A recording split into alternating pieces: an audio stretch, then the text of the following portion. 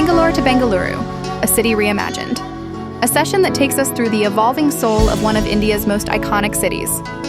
Once known as the Garden City, now the tech capital, Bengaluru's transformation is layered with stories of migration, innovation, heritage, and hope. At Alliance Literary Festival 2025, we bring together voices that have witnessed and shaped this urban journey. Let's explore how the city has reimagined itself and what it says about the India of today and tomorrow.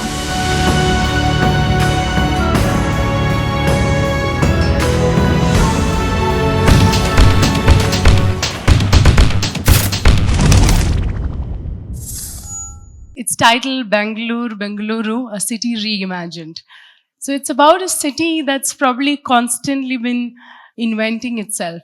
Just the modern history of Bangalore, starting at 16th century, you could see that several hands have changed from Kempegowda to the Marathas, to the Mughals, to the Mysore state under the Wadeyars, to the British, and to the post-independence state. And probably I'm missing out several. I myself have stayed in Bangalore for 18 years, and yet I feel like I don't know even 1/10 of what I should know about the city. So, in a way, this conversation is, for me at least, a beginning to get to know its past and present. Often when we think about a city reimagined, our visions are limited to ideas of development and planning. Yet actually an imagination or reimagination of a city requires deep reflective acquaintance with its past, its identities that we are searching for. And in a way, when we search for that, we are actually searching for the identities of the people who live here. So let me sort of begin with that question itself.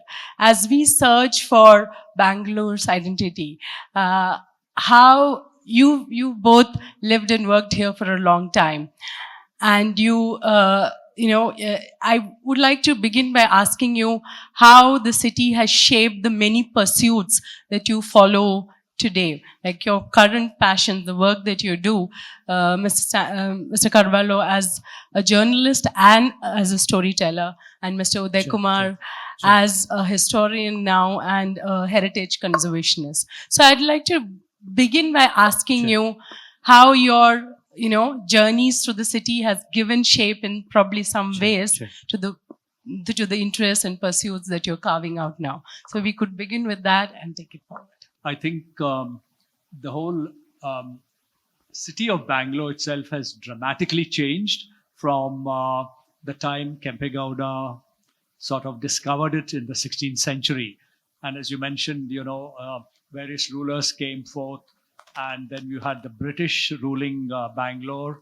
And, so essentially, I think when you look at the identity of the city, how it has transformed itself, you look at it I look at it at least from three perspectives.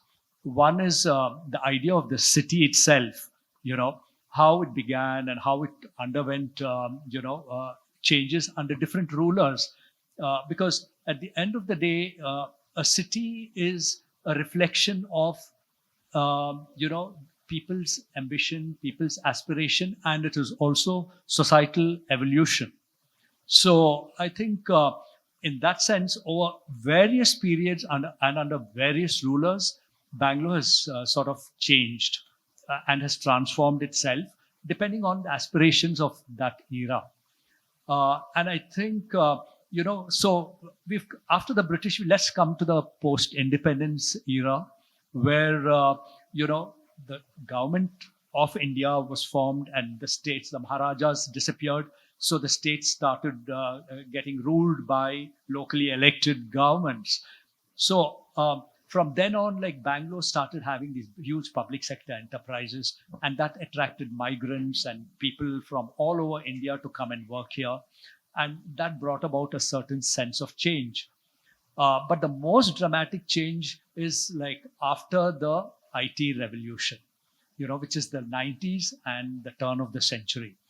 I think there Bangalore changed very dramatically and sort of attracted not just, ordinary service-related migrants and workers, but IT-specific kind of labor.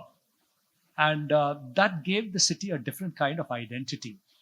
So from what we grew up as Bangalore, as a pensioner's paradise, garden city, that has transformed now. I mean, it went on to become Silicon City, and it got so many other epithets, right?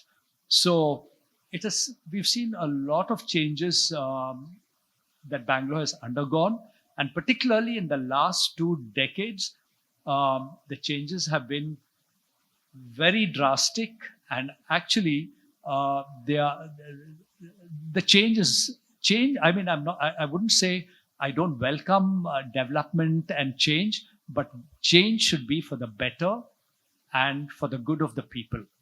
But sadly, that hasn't happened in Bangalore. And Bangalore, I think, has been facing a lot of challenges in terms of infrastructure, in terms of basic requirements, in terms of loss of green cover, becoming a concrete jungle from what it was. I mean, it was known for its colonial heritage and wealth and richness of its ecology. But where do you have all of that? If I just have to quote figures now from Indian Institute of Science, I think many may not be surprised, but it's sad, you know. So the transformation of that kind has been not very positive. Yes, it has created jobs. It has brought a lot of people from across India and the world. And today it's become a technology hub, as we all know. But at what cost? And I think those are the challenges that have to be addressed. And that is something all Bangaloreans are coming to terms with, this new identity of Bangalore. And it is not a very easy thing.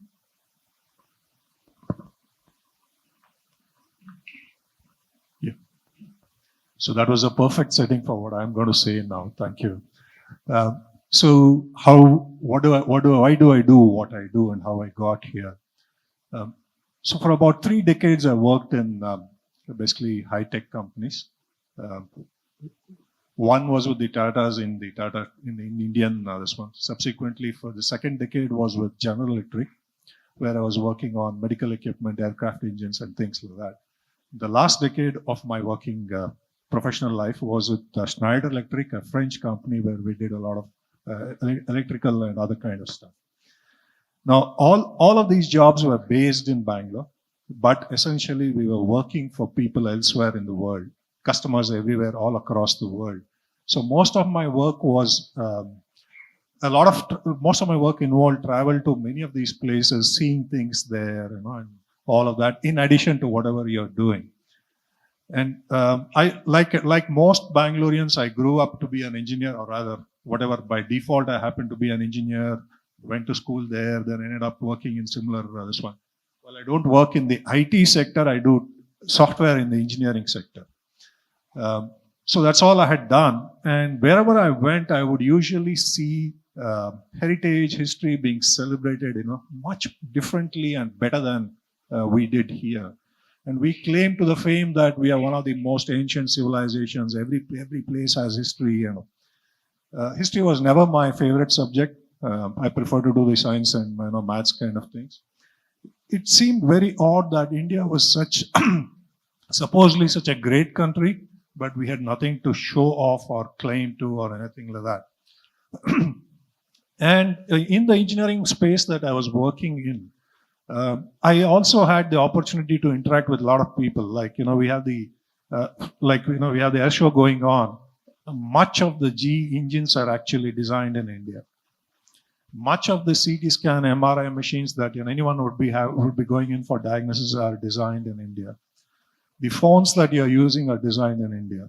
A lot of the equipment that is around here, I'm sure, is going to be designed in Bangalore specifically. Airbus and Boeing and, you know, Google and Apple and everyone else has thousands and thousands of people here. You don't hear that this is made in Bangalore anywhere. Nobody ever says, you know, do you realize the plane flying up in the sky is designed in Bangalore? It's always Airbus, France, GE, US, or somewhere like that.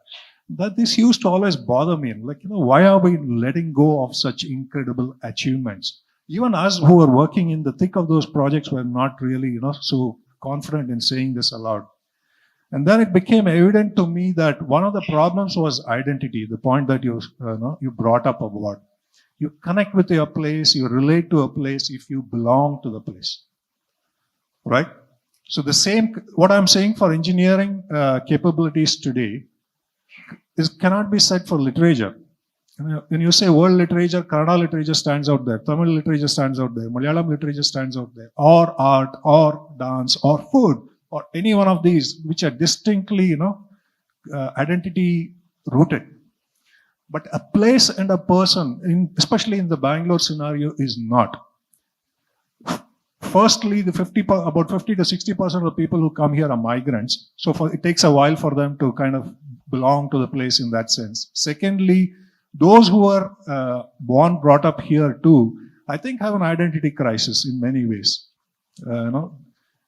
So essentially what happened was around 2017, and I was born and brought up in Rajajinagar. But the days when I was born and brought up, it was not called Rajajinagar, it was called Ketmarnhalli. Like all the localities are around a village. So somebody told me that there's an inscription there from the 14th century which carries the name of Ketmarnhalli. So it's home for me. And Ketmarnhalli is really a dump of a place. In and around that, are the upmarket, bigger homes and houses. So it's striking to me that that place that was home for me is so well known as 600-year history, and nobody there knows about it. So nobody belongs to Ketmarnhalli. Like when you ask anyone are there, where are you from? He'll say, I'm from Rajajinagar or some Basveshwanagar or somewhere like that. Claiming to be a Halli is not so great, nice, right? I would rather say Sanjay Nagar or something like that rather than saying something, right? So if you don't own up to this place, this is what happens. If you don't belong to the place, this is what happens. But however, when the temple that was there, and the lake that's there, all of that, when you suddenly realize, man, this is 1,000 years old. The way you think and feel for the place is very different. And that led to me to discover more such stories based on inscriptions in every nook and corner of Bangalore. There's Jainagar or Indiranagar or Whitefield or Yeshwanthpur or Peenya or every place you can think of has not century-old history, millennium-year-old history. The infamous Silk Board Junction is the oldest locality of Bangalore. It's a 1,500-year-old locality. Do you realize that when you're cursing Silk Board, the traffic there, the jams there, or whatever and all of that, you're actually talking about a place that dates back to 1.5 million. You think about the place very differently from being a crazy traffic gridlock place. And then, you start thinking this way. So this led to this kind of an understanding that, why are we not claiming to fame in the engineering world? That's an aircraft out there made in Bangalore, because we don't think about that as Bangalore. The Airbus site that's in Bangalore or the Boeing site is historic. If anyone walks in there and realizes, look, my heritage here is incredible, and I'm only giving out the world the same kind of output or high quality work that I've been doing here for things. And so I said I can do much more in the history space where people are lacking in information and not aware, learning history for a better future.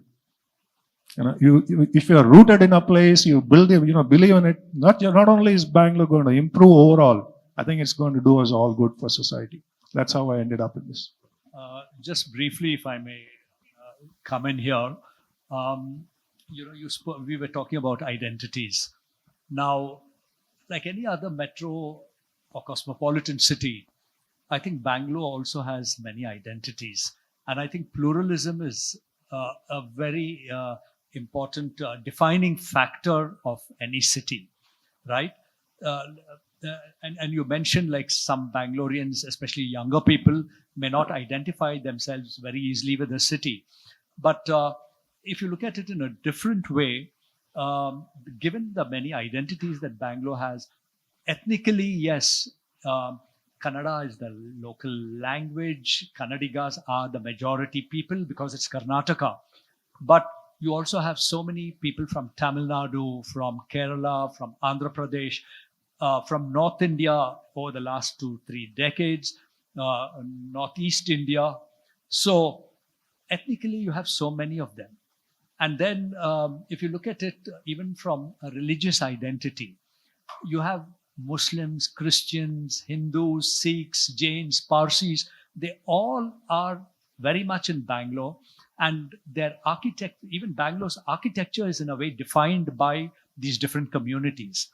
So, you have mosques, the Pasi temple, you have churches which are very old, you have temples which are very, very ancient. So I think all this sort of leads to a kind of pluralism that, has subsisted for so long.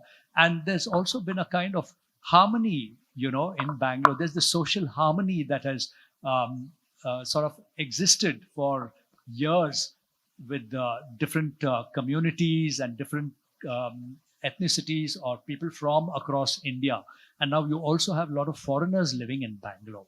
So this whole identity of Bangalore has been evolving, and I think it'll continue to evolve, and we have to just get used to it. Can I add something to what he said? Can I add a question, Yes. which is something like a follow-up? I was earlier thinking about this, that if you look at modern India and modern Indian cities, many cities have been marked by ethnic and communal violence. So whether you take Ahmedabad or Mumbai or even Delhi and so on, Lucknow, Bangalore hasn't seen such violence, right? Let me also add another point. Indian cities are not just different, they're also differently cosmopolitan. And their pluralism might also be very specifically culturally rooted. So I was wondering, as you were speaking, that is there any, a history that can help us understand how this pluralism is sustained, and which naturally leads us to ask if there are things happening in the present which is eroding that kind of way of sustaining that pluralism. If so, it's important to recover that. So I wonder if you have any thoughts. Would you That's like exactly to what I wanted to talk about too. So all of those were perfect observations, but they're again rooted in the past. So Bangalore is known as a multilingual cosmopolitan city today, right? In fact, most born brought up Bangaloreans can speak at least 5 languages, which seems to be observed by most of the people's standards. And also, most native-born Bangaloreans are challenged if you ask them, what's your mother tongue? Because if you are in and from this region itself, you probably speak 3 languages at home. One set of relatives, you would speak Tamil, one other speak Kannada, other you would speak Telugu. Or on the street, you would speak some other language. Or your aunt speak a language, then your uncle speaks some other language, one of these, languages. So usually, just based on the questionnaire, you'll answer, I speak Kannada, or you speak Tamil, or you speak whatever. You're at home with all of those languages. You probably use them in different contexts. Now, this is not something that happened with the British bringing in Tamil people or BLHMT being, flooded in by Kerala people or anything like that. We have inscriptions that go back about 1100 years, which are in Telugu, Tamil, and Kannada.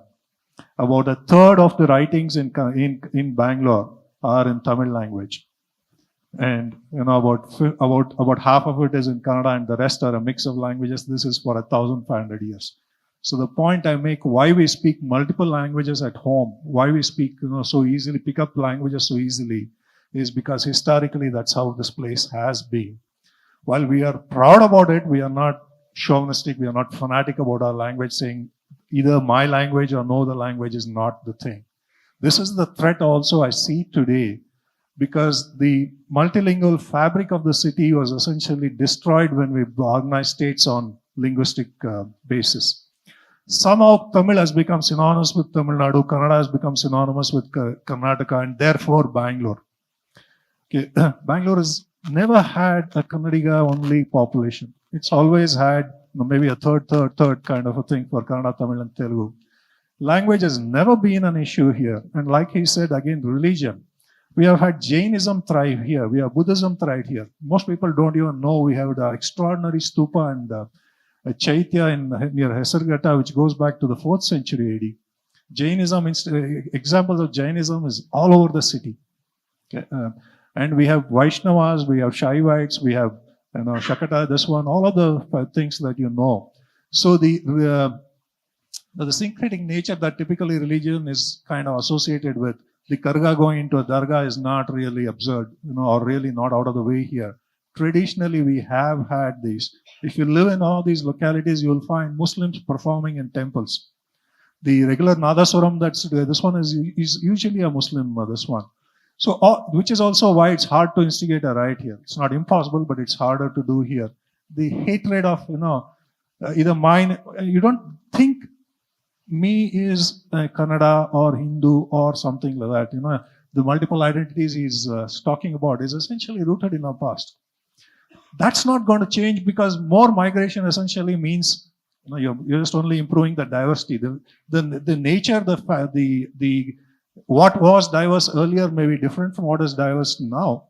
Diversity is inherent in the city, and that's why it will be welcome, and it will continue forever, and that's what will make it a great place. So historically, there have been waves of migration, right, from centuries, and you had different kind of like, as you said, during the British, a lot of people from Tamil Nadu came, and it's mainly because I think it's migrant labor, and there's always been a sense, even when you read old literature and old books related to Bangalore, you do find this social harmony and inclusivity, which is a very heartwarming and positive kind of a thing, that has always been. There have been minor clashes here and there, maybe a bit of communal kind of thing, because also Bangalore, let's not forget, has these pockets of, community-related residences. Now, for instance, Shivaji Nagar may be predominantly Muslim-dominated. The cantonment parts like the town, Benson Town, Cleveland Town, Richards Town, there's a sizable Christian population, Anglo-Indian population. Malleshwaram, Jainagar, you may have a lot of Hindus, Brahmins, So, but, there's always been some social harmony.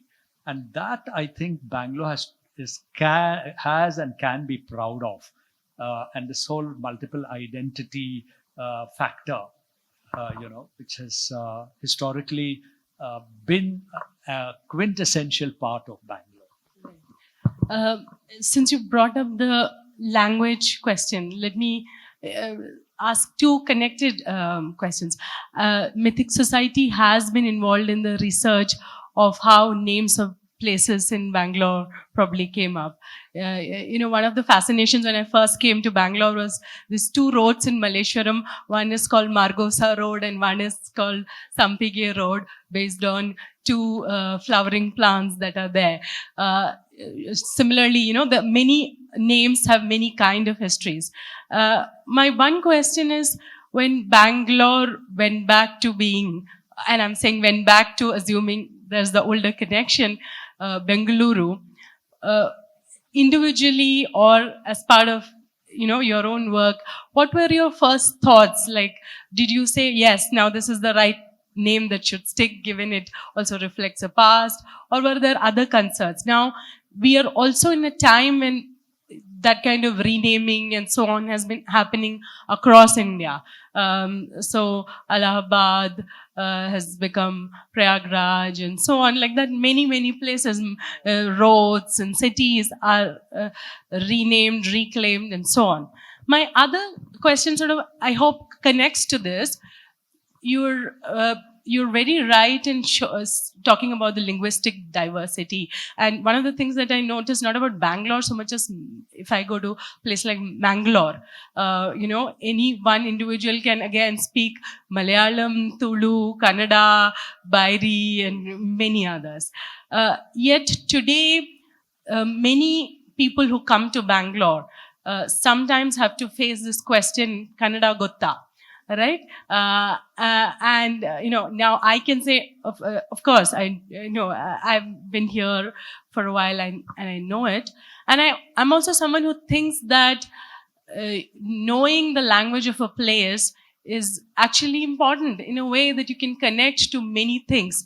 And yet, it sometimes translates to a sort of linguistic exclusivity that probably worries people. So from the naming of places to the language question, again, it connects sometimes to identity, sometimes to the pluralism question. So I wonder what your thoughts are. I think that's an important point you raised about one is renaming places. Now, history is history, let's not forget it. And, names are part of history. Does it make any sense to change the name of a road, a city, after that name has stuck in people's minds for hundreds of years, if not more? Now, I don't know that. I think the jury is out on that, and we may still have a lot more names being changed. But I think there's always scope for naming places and roads as the city expands. Now, Bangalore is expanding phenomenally, so there are new areas coming up. So why don't you name these new areas, based on or after some well-known personality? Because some of these roads and names are after historically important people who have, contributed something to the city. And just, wiping them off from the history by changing the roads' names, I don't think that is the right thing to do. But that is one point. The other thing is about what was your other point? Yes. I firmly believe that if I go and live in Delhi to work, I must learn Hindi. At least I must make an attempt to learn Hindi, because that is the local language. And since we have a lot of migrants coming and living in Karnataka, they might, they should actually make that effort to learn Kannada, because it helps you, right, to get along with people, to read some Kannada signboards, and to even have a conversation with a taxi or auto driver who may be a Kannada speaking person. And if you go to Tamil Nadu, you must probably learn to speak Tamil. So I don't think it is some kind of, it gives a badge of exclusivity if you insist that every migrant who comes to a city has to learn the local language. No. I think it is important to learn. And ours is a multi-ethnic, multi-diverse country. It's a mosaic with so many languages. The more languages you learn, the better it is for you. Yeah, absolutely. Without, I think, if you, I'm not so particular about somebody learning Kannada. If they can learn any of Bangalore's languages, they would fit in much better. They would integrate into the place in better ways. They would all be richer for that as well. If you can, if you need to, the point that you made itself, if I want to understand a place, you refer to it by its names. If you can make sense of the name, it automatically is going to make you feel good about it.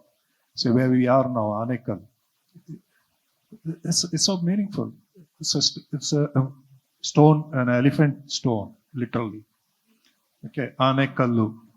Okay, probably there's a stone somewhere out there, a boulder or something like that, which looks like Ane. It's also Ane infested. There's so many elephants here and all of that. Look, without knowing Kannada or without knowing Tamil, in both languages you could do this, or Telugu, all three you could have figured this out. It will always be some remote place that you don't relate to, you don't connect to. So the study of place names itself, there's a branch there that's there. It's fantastic. And I'll take a few Bangalore examples to help you understand this itself. So Malleshwaram, that we are talking about, is essentially derived from Malay Ishwara, which is actually as Mallikarjuna Ishwara, whatever, right? So the Malleshwara temple there is on a hillock. If you're coming in from the Sankitang side, you'll know that. That is a Malay. Malay is a hill. The Ishwara on the hill, that's where it was. So now, do I care whether it's called Malleshwara, Malleshwaram, Malespura, Malayura? No. All of them are names in use. I'm not going to be fanatic about that or whatever and all that. names will morph, will change, whatever. But they do have a past and they do change like that. The good news about this name changing business, it's not happening just now. It's been happening for thousands of years. And again, if I take the place, HSR. HSR at one time was renamed as some Rajraja Chola Mandala or Agrara or something like that in the thousands. There is an inscription stone which says this village is being renamed as Rajaraja Chola something. Nobody in the world has used it. Richmond Road, Residency Road, Infantry Road, every road has been renamed. No Bangalorean knows the new names. I don't suppose you know. You'll still call it as Infantry Road, you'll still call it as Residency Road or whatever. So this name-changing business doesn't stick.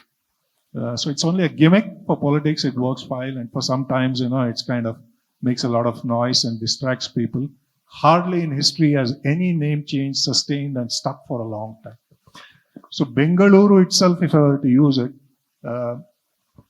Bengaluru is the first written record of the name Bengaluru is in a 900s AD inscription stone where it is Bengaluru. It's not Bengaluru as we say it today. And then it becomes, in a Tamil inscription, it becomes Bengaluru because Ba becomes Va in Beral and all of those kind of things. So it's, for a while, I suppose some people called it Bengaluru as well. And then it became Bengaluru. And then it became Bangalore. And then you're back to something else now. So it's okay. So just to add to that, from historical accounts, it seems Bengaluru came from Bendekalu Uru, city of beans. I don't know if that is legendary or it's poetic imagination. So because and there's that legendary story about Kempegowda and the beans and all of that, right? Yeah, as you rightly said, the names, even if they are changed, nobody follows it.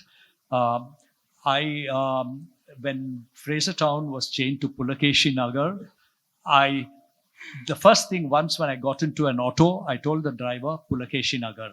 I was on MG Road. I said Pulakeshi Nagar. He said, "Adu yelli." So I said, "Oh, that's a change agide." So you don't know? Illa sir, gottilla. I said, "Karkon hogtini banni." And I said, "That's Frasertown."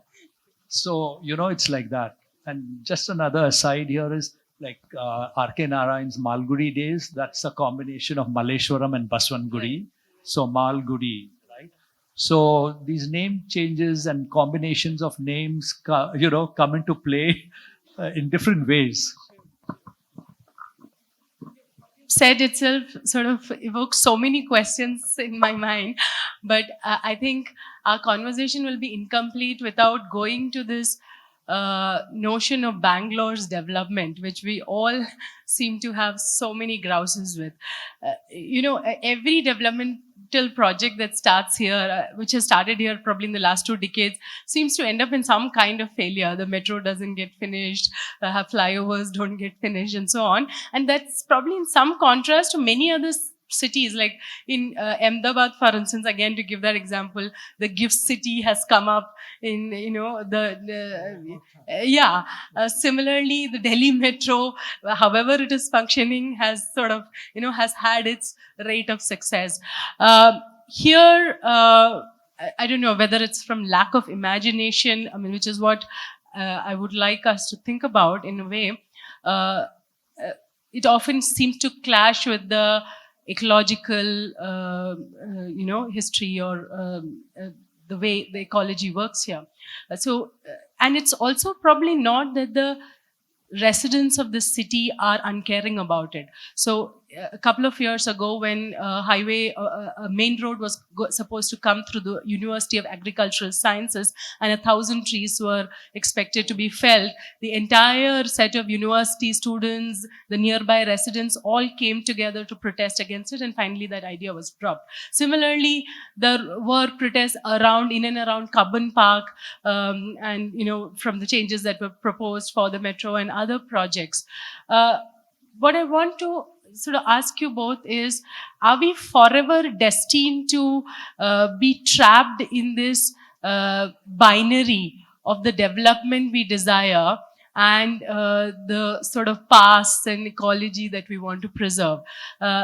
Now, the writer that I was talking to earlier, again, she was speaking about Ahmedabad. She was saying that cities now develop in this strange economic model where your idea is to have a couple of malls, couple of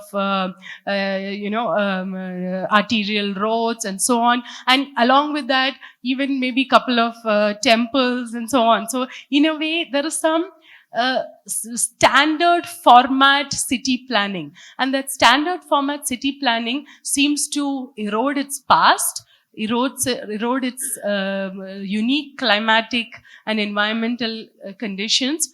So, I mean, are we 75 years of independence? Are we not able to think of better developmental models?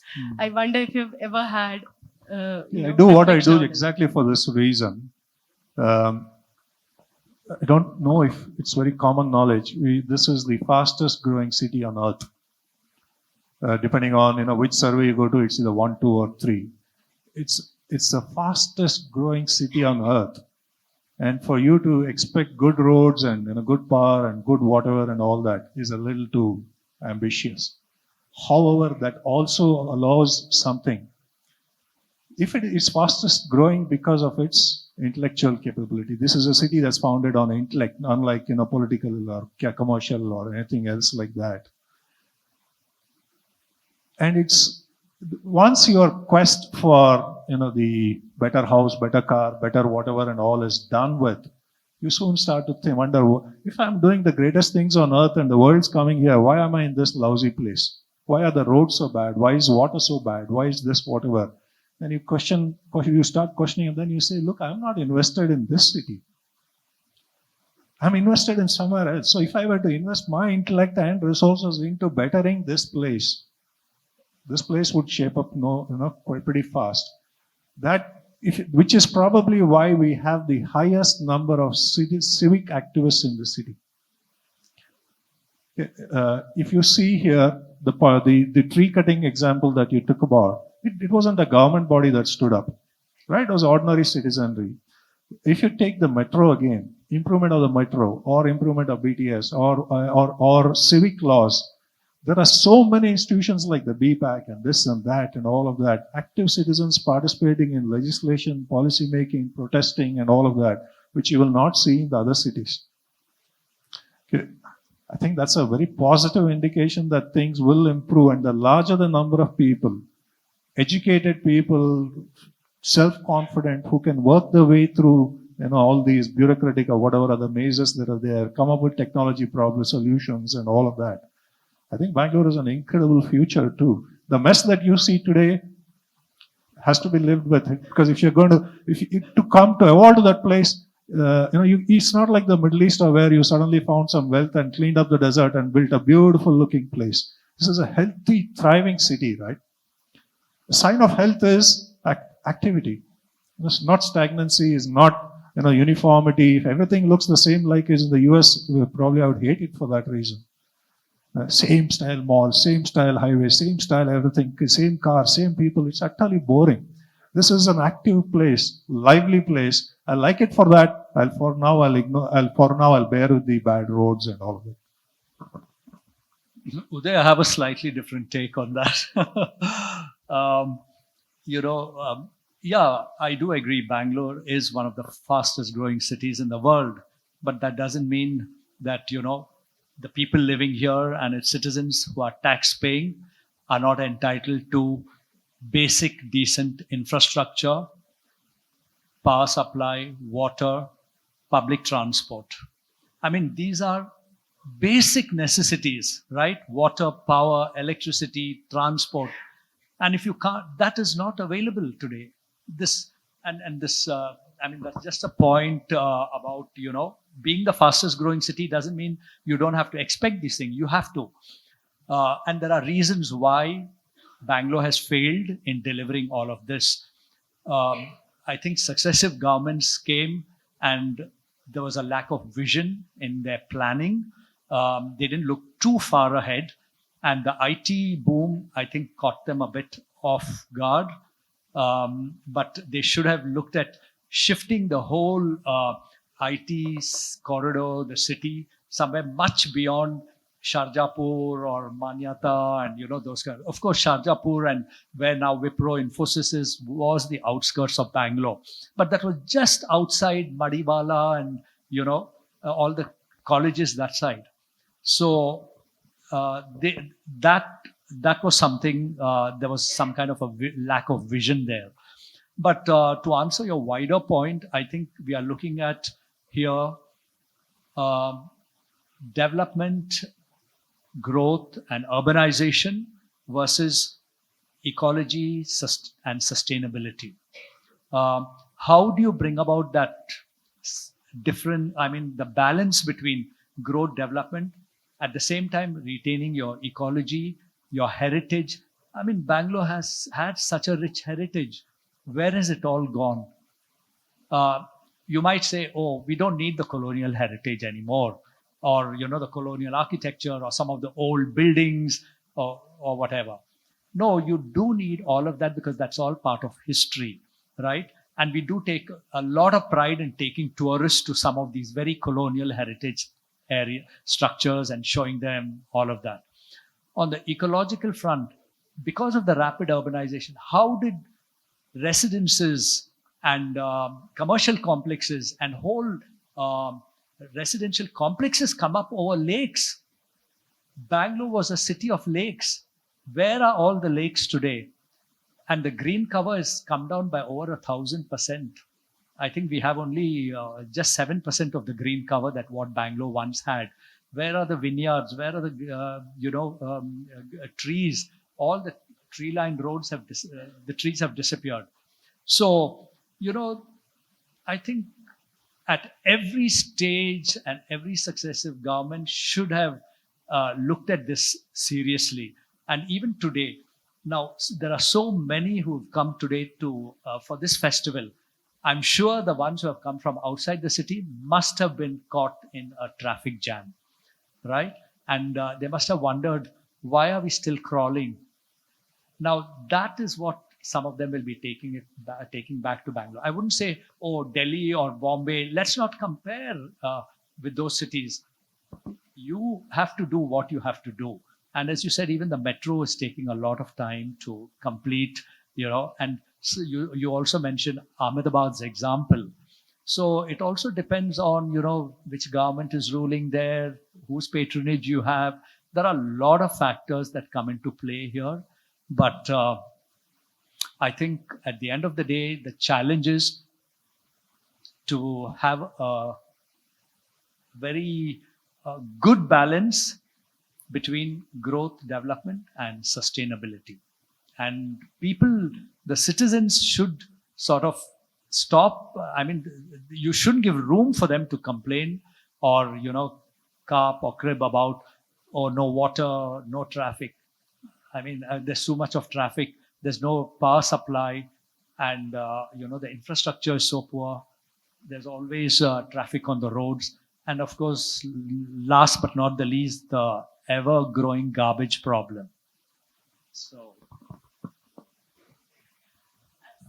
I could obviously go on and ask many more questions, but I think we should probably take some audience questions at this point. So if there are any, we can...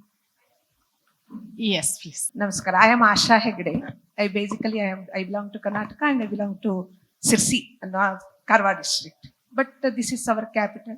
From so many years, from our birth, we are seeing. When Udaya Kumar ji was telling, we have seen the place where double-decker buses we used to enjoy, travel and see the greenery. Now double-decker roads have come. Today morning I was in a session, there also they were telling what you dislike about Bangalore, we dislike the traffic. Who are responsible for that? If one person is coming to university, you come by 10 feet car. Right? That we have to think. We easily tell we dislike Bangalore's traffic. Who is creating traffic? This is the one question. As a citizen, I have seen from childhood, we have seen beautiful places, beautiful greenery, riding double-decker buses. Today when I am coming by Electronic City, double-decker roads, concrete roads. I too feel bad. Our city has grown nearly from 1980s. What it was in 1980 Bangalore, it is not like that. Who are responsible? All come here, but all tell we don't like Bangalore's traffic. When we come here, when we stay here, when we accept this place, we all should think of the development of the city. Correct, no? Bangalore was a garden city, now a garbage city, we tell. Who created that? Let us not blame government. Let us not blame any government. As a civic, social member of this place, it is my right. And one more thing, madam, you are staying here from 18 years, you said, and you are talking about language and the place. Udaya Kumar ji was telling, we have not read the Karnataka history properly. We have to read the Karnataka history properly. Our Raja Maharaja's time, how town planning was there. Now you go to Basavanagudi, MG Road you go, Gandhi Bazaar you go. Our places are totally covered with the tiles. There is no place to go water. This is the reason why the problem, water problem has happened, traffic problem has happened, because of our mistake.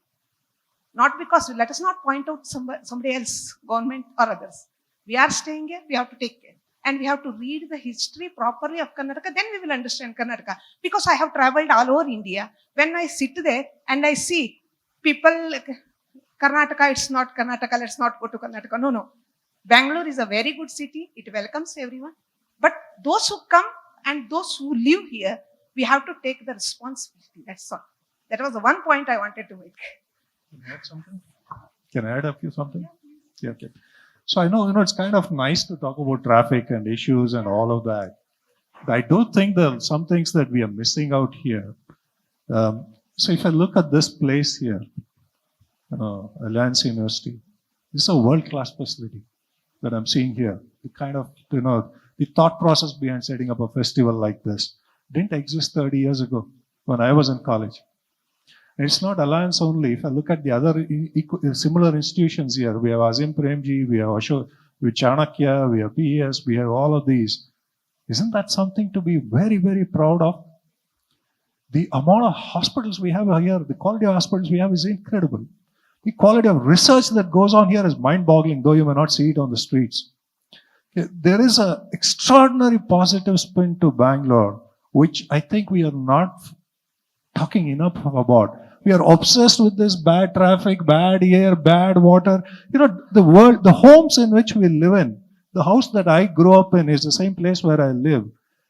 I hated that place. It had water would come at 3 o'clock in the night. Power would be off for most of the time. We were using wood for heating water. And then I built a house, which I can claim is a world-class house, which is like many houses in Bangalore today. I love the place. Why am I obsessed with this bad traffic, bad traffic, bad traffic? Look, come on, it will catch up in time. Because if everybody is doing everything right in many other things, it's not going to lag behind. The point about politicians letting us down, who's putting the politicians in place there? It's us. We are obsessed with pointing fingers, and we are not trying to work our ways into it. And that's where I think Bangalore stands apart. The civic activists here are mind-boggling. Yeah. Indeed, in fact, if you had say the same thing, that I don't want to finish this conversation on the Bangalore traffic and indeed finish with the many cultural spaces in Bangalore that have actually come up in the last, some which like Mythic Society have existed for close to over 100 years, and the new ones like maybe BIC, which is very new, and the Science Gallery. Also, we have many other like the Chitrakala Parishad, the map.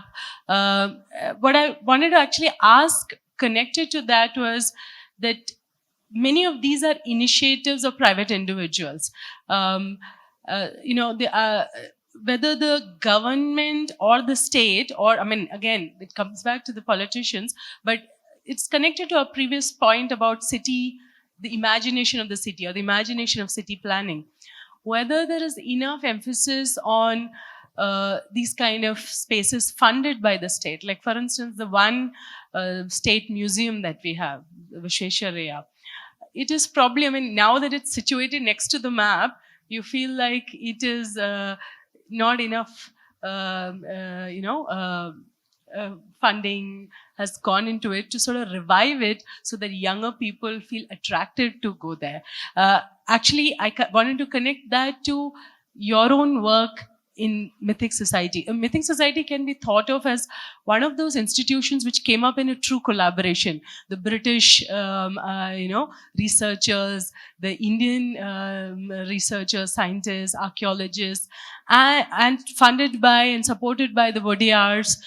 It came up in the true collaboration, probably to do that kind of research. So, in a way, a specific question about places like Mythic Society. What is its new mandate in, now that we are in the 21st century? What are the ways in which it is trying to sort of involve the public in these kind of discussions? Similarly, the other cultural spaces, and whether the state itself should we expect, probably we should ask that, should we expect the state to invest in such initiatives much more, in whether it's museumization or in this kind of spaces for public discourse, which is not just about the traffic, but many, many other things. Yeah. Thanks for the question about Mythic Society. You're absolutely right. It's probably one of the better known, well-kept secrets of Bangalore. This is a 110-year-old institution which was actually started, like you said, by 16 Europeans and 1 Indian. And the rationale behind it was that history was being told by Europeans, being researched by Europeans, history of Mysore, that is. So the Europeans felt that's wrong. Mysore should be told by Mysoreans was the slogan in which it started with. And since it was also interdisciplinary in the sense that at that time, the director of Indian Institute of Science was also the president of Mythic Society. The tradition continued for until independence. So it ensured there was always a science and tech and this one. So the society itself is focused on history, archaeology, folklore, linguistics, and allied subjects, nothing else. Lately, essentially what you said is also been the realization. For a long time or somewhere along the way, it lost its path and became very academic centered. So the audience it was talking to was schools, principal, teachers, researchers, and that kind of a community. But now in the last 1 decade, that has morphed to this one, like, history and all of these fields need to be not told to the wider community and all of that. So we do a lot of these events in places. An offshoot of that or a fallout of that was what happened in November last year, and I'll just say that. The vicinity of Vidyaranyapura is thought much like, it's thought to be a newer locality, right? Embedded in that place is a place called Singapura. The same Singapore, whatever is there. Now, Singapura has an inscription which goes back about 600 years where the place name Singapura is mentioned. And there's a temple there in which the deity is that old, 600-year-old deity. It's called the Vadaraj Swami, this one. I would say ignored temple and ignored whatever and all. And that inscription turned 500 in November 26th last year. Okay, there was 3 days of grand festivities like what you're having here, there in that locality. And the deity was taken out on a procession of that entire region. It's probably about 8-10 kilometers in this one, and they had all kinds of dances and this and that and all that. That suddenly woke up the locality. The people who were there or who had come in there, or everyone woke up to the historic nature, antiquity of the place. So we are doing these kind of activities to kind of do much more and all of that. The reason I'm sitting here is essentially to make sure that, the new world, the new people also come and, do that. Is the government with us? Honestly, no. And that goes back to the same story. The government is trying to catch up with what's happening through private enterprise and private citizens. Yeah. No point in reviewing over it. I think life's fun otherwise too. Just briefly to weigh in here, I think state patronage is important for cultural development of a city. In the past, there was quite an active role played by the state, even the museums and all of that. But over the decades, you've noticed that the private sector is playing an important role. And today, Bangalore's cultural spaces, the important cultural spaces, are dominated by what has been initiated by the private sector. Even a couple of years ago, what like Rangashankara was started, the government probably gave the land, right? That was a good gesture. But from where did the initiative come? It was after Shankar Nag died, it was Arundhati Nag who said, I must fulfill his dream, because that was what he had dreamt about. And that is continuing. And similarly, there are a lot of philanthropists here. Of course, in a way, probably the government might think, yes, we allowed the IT sector to develop and boom, and they have become millionaires. So let them also invest and give back to the city, right? So you have the BIC, you have Somniya Map or whatever, all patronized by philanthropists. So yeah, I think but it's important to highlight that we need cultural development also. And the government, even if it doesn't, invest its money in all these, at least it should encourage, cultural events and so on, and not put stumbling blocks like what recently happened to Ed Sheeran at that performance on Church Street, an international singer who came and then, who knows the truth? He says, I had got permission, but the police chief said permission wasn't given. So we really don't know. Just one tidbit about museums. Bangalore has, if you do a Google search for list of museums, Udaya Kumar, it'll throw up a list of 100 plus museums in the city. It's not that we don't have one, we have 100 plus museums. Indeed, this dialogue teaches us is that we need to also be inquiring more into these many aspects. A city cannot run just by the state, but it's private enterprise, it's citizens, and we need many more spaces probably for this kind of dialogue to continue, because none of these are closed debates. An individual needs both the past and the present. They need water as much as they need their connection to their environment as well as their heritage. So the idea is to have, just like Alliance tried, even we would continue to try this, but we need more and more spaces for these dialogues also to be thriving, because indeed solutions come from such kind of dialogues. I thank you both very much for being active participants in this and leaving us with many more thoughts that we'll probably be mulling over for many, if not months, if not years, at least months. Thank you so very much. And now we have a sort of small ceremony because we are talking about Bangalore. Our master students came up with their first magazine, and it is called The Suburbian, but it's on Bangalore. So each of them wrote a piece on Bangalore based on their travels. Some are stories, some are non-fiction, and we'd really like to give both of you a copy of that and also definitely hear your feedback on it.